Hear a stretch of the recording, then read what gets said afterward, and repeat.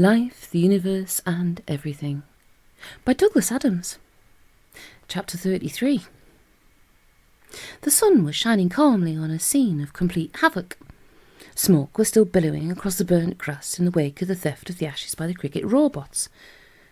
Through the smoke, people were running, panic-stricken, colliding with each other, tripping over stretchers, being arrested. One policeman was attempting to arrest Wowbagger the Infinitely Prolonged for insulting behaviour, but was unable to prevent the tall grey-green alien from returning to his ship and arrogantly flying away, thus causing even more panic and pandemonium. In the middle of this, for the second time that afternoon, the figures of Arthur Dent and Ford Prefect suddenly materialised. They had teleported down out of the Heart of Gold, which was now in parking orbit around the planet. "I can explain!" shouted Arthur. "I have the ashes! They're in this bag!"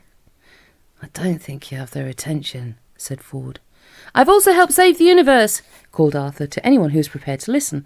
In other words, no one. "That should have been a crowd stopper," said Arthur to Ford. "It wasn't," said Ford. Arthur accosted a policeman who was running past. "Excuse me," he said. "The ashes. I've got them. They were stolen by these white robots a moment ago. I've got them in this bag. They were part of the key to the stow time envelope, you see.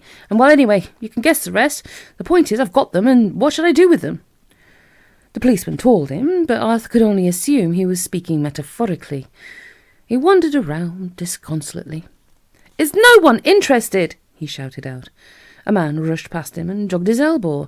He dropped the paper bag and spilt its contents all over the ground. Arthur stared down at it with a tight-set mouth. Ford looked at him. "Wanna go now?" he said. Arthur heaved a heavy sigh. He looked around at the planet Earth for what he was now certain would be the last time. "Okay," he said. At that moment, through the clearing smoke, he caught sight of one of the wickets still standing in spite of everything. "Hold on a moment," he said to Ford. "When I was a boy—" "Can you tell me later?" "I had a passion for cricket, you know, but I wasn't very good at it." "Or not at all, if you prefer." "And I always dreamed, rather stupidly, that one day I'd bowl at Lord's." He looked around him at the panic-stricken throng. No one was going to mind very much. "Okay," said Ford wearily. "Get it over with. I shall be over there," he added, "being bored."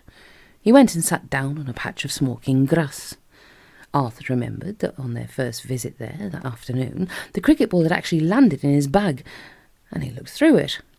He'd already found the ball in it before he remembered that it wasn't the same bag that he had at the time. Still, there the ball was amongst his souvenirs of Greece. He took it out and polished it against his hip, spat on it and polished it again. He put the bag down. He was going to do this properly. He tossed the hard red ball from hand to hand, feeling its weight. With a wonderful feeling of lightness and unconcern, he trotted off away from the wicket. A medium-fast pace, he decided, and measured a good long run-up. He looked up into the sky. The birds were wheeling about it. A few white clouds scudded across it. The air was disturbed with the sound of police and ambulance sirens, and people screaming and yelling, but he felt curiously happy and untouched by it all. He was going to bowl at Lord's. He turned and pawed a couple of times at the ground with his bedroom slippers. He squared his shoulder, tossed the ball in the air and caught it again. He started to run.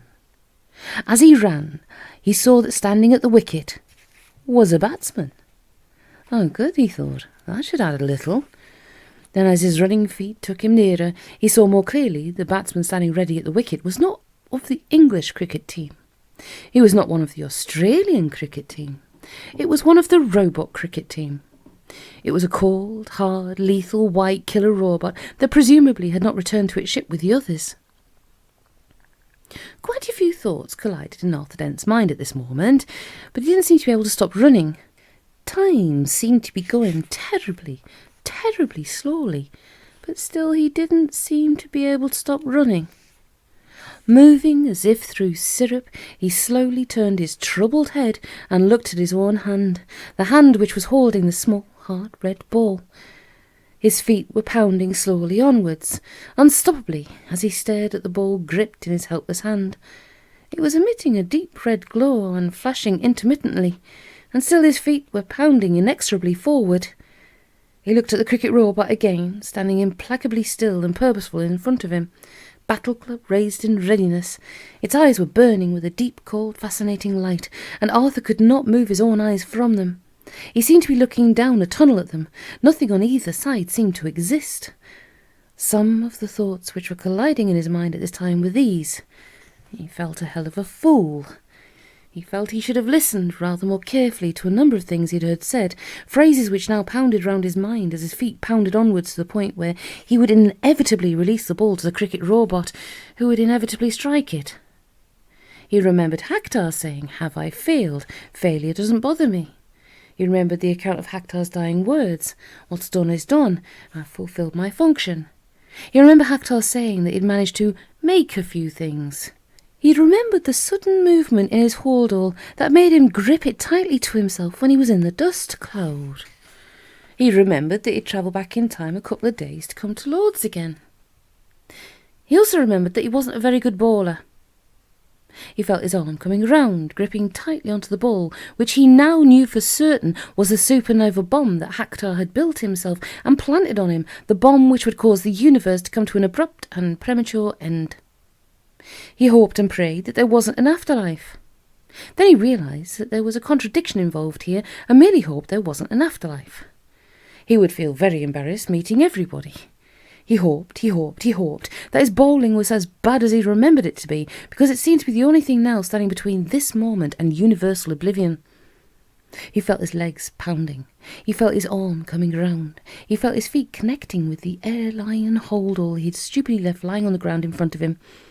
He felt himself falling heavily forward, but having his mind so terribly full of other things at this point, he completely forgot about hitting the ground and didn't.